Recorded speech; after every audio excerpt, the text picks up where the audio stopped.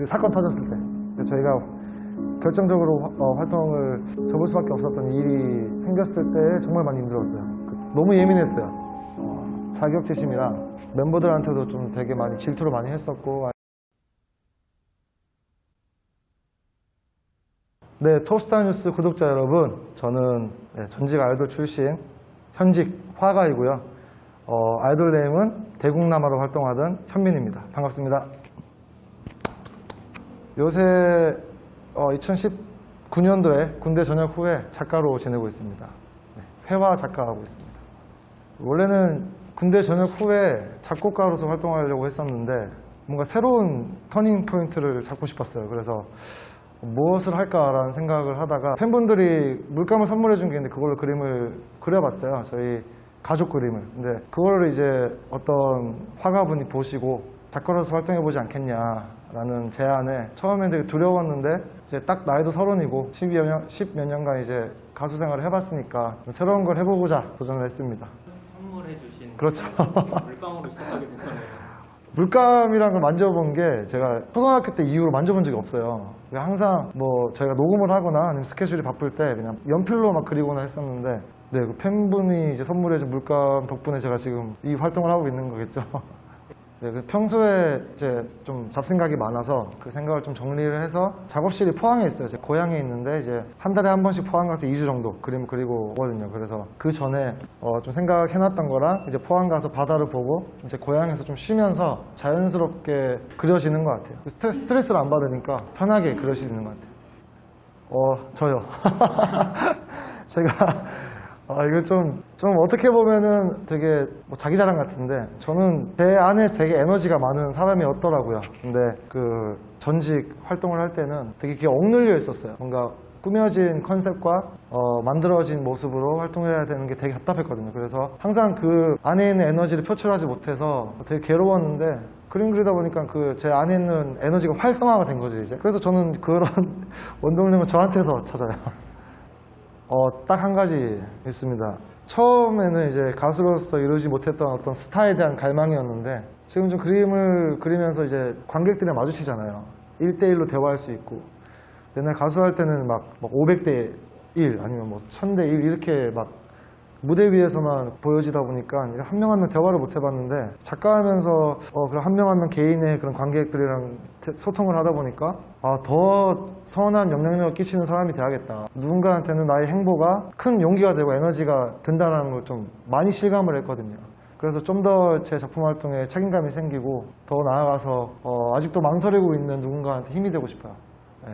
저는 사실 가수할 생각이 전혀 없었는데 원래 피아니스트가 꿈이었는데 중학교 3학년 때 이제 정교 회장이 이제 여자인 친구가 있는데 걔가 저한테 졸업하기 전에 추억 하나 남기자 해서 포항 청소년 가요제를 나가게 됐죠. 근데 운이 좋게 예선전에서 저만 어떻게 또 캐스팅이 돼가지고 그때까지만 해도 가수라는 생각이 아예 없었기 때문에 1년 동안에 이제 고등학교 진학을 하고 그냥 평범하게 살고 있었는데 회사 측에서 다시 연락이 와서 가족끼리 이제 서울에 이제 여행 갈 겸 오디션 보러 가자 해서 그때부터 시작이 된 거죠. 연습생 기간은 이제 제가 데뷔는 20살 때 2010년도에 하게 돼가지고 제가 17살에 올라가 3년 정도 됐죠. 근데 연습생 할 때 기억에 남는 순간이요? 한 번은 저희가 숙소가 이화여대였어요. 이화여대 근처에 있는 럭키 아파트라는 곳이었는데 되게 막 혈기왕성할 때 아니에요. 막 고등학교 1학년짜리가 서울에 올라왔는데 얼마나 모든 게 신세계 되겠어요. 심지어 또 이화여대 앞이잖아요. 막 미치겠는 막 설레고 막 아침마다 연습 가는데 우리는 밤새 연습하는데 막 젊은 대학생들 내 나이 또래 사람들이 막 놀고 그러니까 그래서 숙소 탈출을 했죠. 창문 너머로 1층에서 뛰어내려나 숙소 탈출을 했는데 그날따라 사장님이 이제 그때 사장님이랑 같이 생활을 했거든요. 사장님이 야근을 하시고 새벽에 들어올 때 저희가 이제 술 먹고 들어올 때 마주친 거예요. 우와 이거 어떻게 해야 되나. 아니야 다를까 다음날에 그 이화여대에서 럭키 아파트 올라가는 계단은 진짜 경사가 엄청나거든요. 45도인가 50도인가 그리고 길이도 한 300m, 400m 되는 것 같아요. 거기 오리걸음으로 진짜 왔다 갔다 5번 한 것 같아요. 네. 그랬던 추억이 많았고 아무래도 젊은 시절이었으니까 그런 류의 종류가 많았어요. M카운트다운에서 동경소년이라는 아직도 기억한다. 그걸로 이제 무대를 했는데 와 진짜 너무 기억이 안 나요. 그러니까 너무 새하해가지고 기억이 아예 안 나더라고. 그때는 뭐 카메라 뭐 빨간불 들어오는 것도 몰랐고 제 파트도 아닌데 제 파트를 부르고 있었고 첫 무대 같은 경우는 진짜 욕먹은 기억밖에 없는 것 같아요. 긴장감이랑 아 끝나고 회사 가서 진짜 욕먹겠다 이 생각 하나로 한 것 같아요. 이제 대공남아 시절 때 네. 영상을 보시면서 그 절대 보지 않는 영상이긴 한데 그러면 첫 데뷔 무대 봐야겠다. 3월 14일. 나 유튜브에 대공남아 치는 것도 진짜 오랜만이다. 제가 소녀시대 선배님들 좀 팬이었거든요. 너무 좋았어요.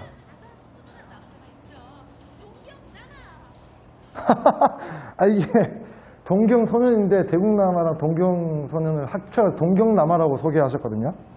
이것도 추억이네. 귀여운데?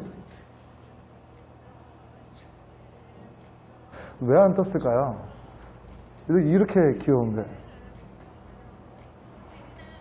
제 파트가 하나밖에 없는데 이때 신인들은 전체 곡을 다 못해요.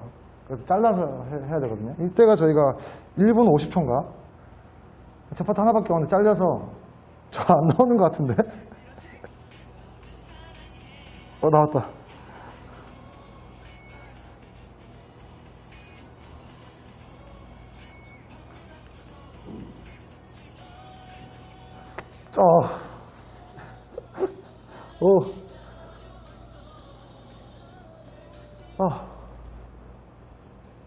제 모습 보는 게 왜 이렇게 어색한지. 한 유튜브 안 찾아본 지 한 5년 된 것 같아요. 활동 기간 중에 가장 기뻤던 너무 많죠. 가장 최근의 기억이 가장 기억에 많이 남는 것 같아요. 너무 오래된 일들이라서. 마지막 무대 할 때가 정말 저한테는 가장 행복했고 가장 애틋했고 뭔가 데뷔 때만큼 설렜어요. 가장 마지막 무대가. 제일 열심히 했던 무대였죠. 힘들었던 그때죠. 그 사건 터졌을 때 저희가 결정적으로 활동을 접을 수밖에 없었던 일이 생겼을 때 정말 많이 힘들었어요. 그때는 멤버 불화설도 있었고 그다음에 회사뿐만이 아니라 그때 모든 제 인간관계나 가족관계부터 해가지고 다 꼬인 시기가 있었거든요. 그래서 숙소 생활하다가 처음으로 숙소를 다음날 이제 없애야 된다. 각자 지방에 내려가라. 그래서 어떻게 당장에 짐이 어마어마하게 있는데 포항으로 내려갈 수는 없으니까 그때부터 독립을 했죠. 2년간. 그때가 진짜 정말 힘들었어요. 혼자서 버스도 못 타고 환승이 어떻게 된 그 구도도 몰랐고 심지어 은행 가서 통장 하나 만드는 것도 엄청 큰일인 줄 알았어요. 핸드폰, 인터넷 뱅킹도 못하고 그래서 말주변도 없고 막 그래서 사회 부적응자 나만 혼자 막 아직까지 중학생 그대로인 느낌? 그래서 적응하기가 되게 힘든 시기였죠. 근데 그때 잘 버티고 일어나가지고 지금까지 이렇게 달려올 수 있었던 것 같아요. 네. 후련해요, 후련. 처음에 이제 활동을 그만두고 나서는 아이돌 했다는 게 되게 쪽팔렸어요. 저는 개인적으로. 뭔가 사람들이 아이돌이라고 하는 거는 뭐 되게 그냥 돈 좀 벌었겠다 아니면 뭐 여자한테 인기 많았겠다 이게 끝이니까. 근데 그 깊은 수면 밑에 있는 아픔은 비춰지지가 않으니까 항상 주변에 누군가가 얘 뭐 했대 해가지고 근데 그게 너무 싫더라고요. 그러니까 나는 인간 우연맨인데 그냥 어떠한 그룹에 활동을 한 나로밖에 안 보여지는 것 같아서 달라진 점은 그걸 이제 드디어 내려놓고 나를 좀 더 진짜 내 인생을 살 수 있다는 점 그게 되게 좋았고 근데 이게 지나간 추억도 아픈 추억도 나중에 시간이 지나면 되게 아름답게 포장되는 법이잖아요. 그래서 20대에 한 10년을 청춘을 어떤 거에 진짜 바칠 수 있었다는 것도 되게 특별한 일이잖아요. 누구나 경험해보지 못할 만한 제가 지금 미술 작업을 할 수 있는 것도 그 어마어마한 데이터베이스가 있기 때문에 더욱더 내가 뭘 추구하는지 내가 더 뭘 원하는지에 대해서 빨리 알게 된 것 같아요. 아니면 아직까지 철없이 막 놀고 있었겠죠. 근데 하기 싫은 일과 하고 싶은 일을 동시에 해봤고 그 고민을 10년간 해온 그 경험이 있기 때문에 지금 무너지지 않고 또 새로운 길을 갈 수 있지 않았나. 와, 그게 참 되게 무거운 얘기죠. 아직까지는 얘기는 나오긴 해요. 얘기는 나오긴 하는데 좀 피하는 게 느껴져요. 몇몇 친구들 지금 아직까지 군대에 있는 분이나 아니면 아직 군대를 가지 않았다는 멤버들은 마음은 있지만 현실상으로는 군대까지 갔다 와서 뭔가 또 하신다는 게 아직 되게 먼 얘기인 것 같아요. 근데 이제 좀 본인의 길을 이제 걸어가기 시작했으니까 이게 좀 어느 정도 다듬어지고 자리를 잡고 난 후에는 충분히 다시 모일 가능성이 있다고 생각하고 있어요. 너무 예민했어요. 자격지심이랑 멤버들한테도 좀 되게 많이 질투를 많이 했었고 아니면 주변을 좀 챙기지 못했죠. 가족이나 친구들. 부모님 생기는 것도 모르고 지나갔으니까. 그게 가장 아쉽죠. 물론 뭐 어린 나이라는 핑계를 대면 상관이 없지만 그걸로 많은 추억을 잃었거든요. 그래서 후회되는 게 있다면 좀 제 주변 사람 못 챙긴 거? 그게 좀 후회되네요. 최근인데 저희가 활동할 때는 그때 나이가 초등학생이었어가지고 저희 얼굴을 한 번도 본 적이 없대요. 근데 이제 10년이 지나고 20살이 되고 나서야 제 전시장에 와서 제 실물을 직접 본 거죠. 그러면서 편지를 주는데 뭐 벌벌 떨면서 주는데 그게 너무 귀엽고 감사하고 고맙더라고요. 그거 말고도 연습생 때부터 꾸준히 지금까지 응원해 주시는 팬분들이 있어요. 그러니까 제가 대국남아 가수를 하지 않음에도 불구하고 매번 와서 전시 때 뭐 음료수라도 하나 챙겨주시고 그다음에 응원한다고 이렇게 메시지 남기고 하시는 분들이 있는데 너무 고맙죠. 아직까지도. 저는 그 생각을 했죠. 그러니까 내가 가수가 아니라면 과연 누가 나 찾을까? 왜냐면 많이 그때보다 살도 많이 찌고 뭐 비주얼적으로도 많이 활동할 때보다는 아재 느낌 나는데 과연 내가 그 화가 데뷔하기 전에 날 좋아해 줄까라는 생각을 많이 했었거든요. 근데 이 길 또한 응원해 준다는 건 정말 저희 모든 걸 다 응원해 준다는 거니까 기억에 많이 남는 것 같아요. 현민 씨도 그 NPM 월드라는 채널 가지고 계시던데 네. 최근 업로드가 5개월 네, 맞아요.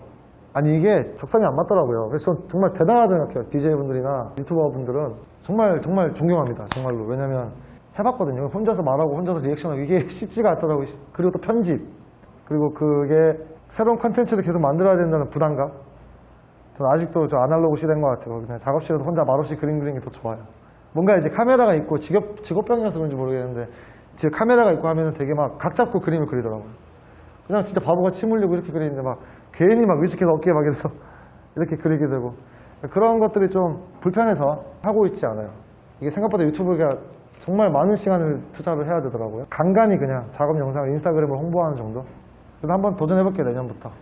이거를 뭐 상업성이 목적이 아니라 저의 작업 과정을 담은 일기장 같은 그런 느낌으로 한번 운영을 해볼까 하고 있습니다. 팬분은 지금도 대국남아의 일본 수록곡을 종종 듣고 계신다고 해요. 저도 못 듣는 건데. 일본 곡 중에서는 유메마데 아토라는 또 곡이 있고 너무 오랜만에 기억이 안 나네. 그 다음 썸데이, 그냥 24/7이랑 아마 이걸 지금 영상 보고 있는 팬분들은 뭔지 알 거예요. 그래서 그 세 곡이 가장 제가 좋아하는 곡입니다.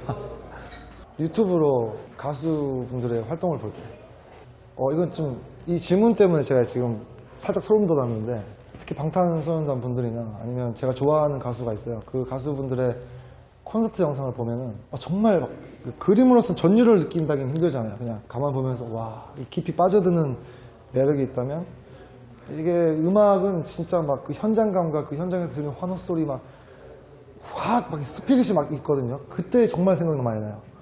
아직까지 내 안에 있는 이 스피릿을 언제 또 꺼내볼 수 있을까. 그래서 그때마다 회상하곤 하죠. 제가 제일 그래도 잘 나갔을 때 회상하면서 그땐 그랬지 막 이러면서 그러죠.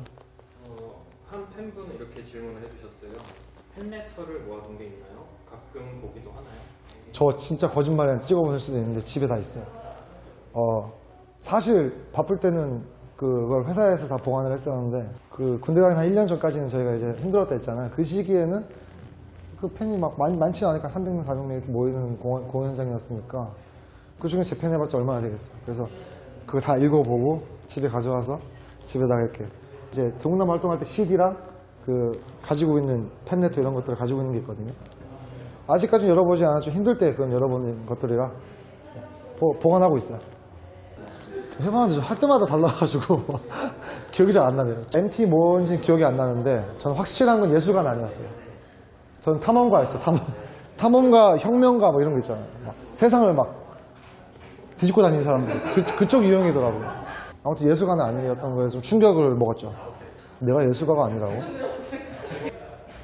저희 어머니입니다. 어머니는 제가 기억하는 어릴 때 그 어머니 모습부터 지금까지 계속 공부를 하고 계세요. 근데 처음에는 이제 피아니스트를 꿈꿨다가 집안 사정으로 인해서 피아노 선생님을 하시고 그 이후에는 뭐 음악 심리 치료부터 해서 뭐 철학, 뭐 교회까지 넘어 종교에 관한 공부부터 해서 지금까지도 공부하고 계시는데 야, 이 사람의 그 꿈의 끝은 어딜까라는 생각이 문득 30 되고 나니까 느껴지더라고요. 고작 27에서도 뭔가 새로운 도전하는 게 되게 두려웠는데 그분은 40대, 50대, 60대 꿈도 있으시니까 그래서 항상 뭐 사람들 마마보이 할 수도 있겠지만 저는 좀 조언을 부모님, 어머니한테 많이 구하는 편이에요. 좀 가수할 때랑은 좀 사뭇 다른 좀 자유분방한 모습으로 인터뷰를 했고 지금 이 모습이 제 모습인 것 같아요. 그래서 사실 놀랬던 게 많은 기간을 쉬었음에도 불구하고 이렇게 질문에 응답해 주신 팬분들에게도 정말 감사드립니다. 비록 여러분들이 원하는 모습으로 지금 살고 있지는 않지만 이 또한 제가 제 개인적으로는 큰 꿈을 가지고 시작한 일이기 때문에 조금 더 지켜봐 주시면 고마울 것 같고요. 그리고 대국남아 같은 경우는 아직 저희끼리 되게 사이가 좋고 아직 해야 될 일이 많기 때문에 개개인적으로 그 일을 끝낸 후에는 또 다시 뭉쳐서 여러분이 바라는 모습으로 찾아뵐 수 있지 않을까 저는 확신하고 있고요. 내년부터 앞으로 작가 활동 더 많이 기대해 주시면 감사하겠습니다. 톱스타 뉴스 구독자 여러분, 지금까지 시청해 주셔서 고맙고요. 앞으로 더 많은 활동 기대해 주시기 바라겠습니다. 감사합니다.